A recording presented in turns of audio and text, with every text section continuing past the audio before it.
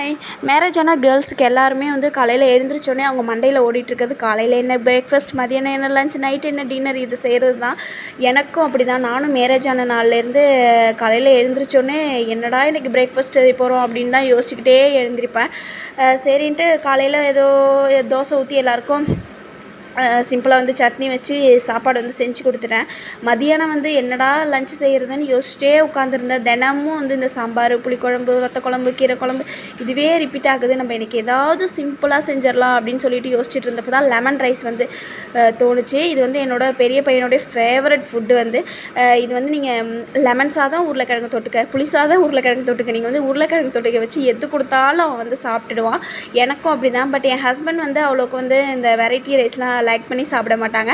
சாப்பிடுவாங்க, அதுக்குன்னு வந்து நம்ம தினமும் செஞ்சு கொடுத்தாலாம் சாப்பிட மாட்டாங்க. அதுக்கு ஆப்போசிட் நானும் என் பையனும் வந்து தினமும் இதுவே கொடுத்தாலும் சாப்பிட்டுடுவோம்.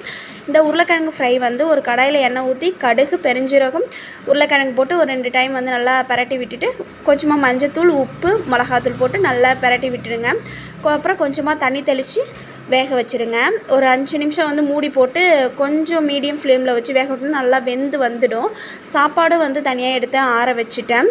லெமனை புழிஞ்சு எடுத்துட்டு அதில் தேவையான அளவு உப்பு சேர்த்துக்கோங்க. அப்புறம் கொஞ்சமாக மஞ்சத்தூள் சேர்த்து ஒரு தாளிப்பு கரண்டியில் கொஞ்சமாக வந்து நல்லெண்ணெய் சேர்த்துட்டு கடுகு, கடலைப்பருப்பு, உளுத்தம்பருப்பு, காஞ்ச மிளகா, கருவேப்பிலை சேர்த்துக்கோங்க. பெருங்காயம் சேர்த்தா எனக்கு ஒரு மாதிரி பிடிக்கல, அதனால் நான் பெருங்காயம் வந்து சேர்க்குறதே இல்லை லெமன் ரைஸில். உங்களுக்கு தேவைன்னா நீங்கள் சேர்த்துக்கோங்க.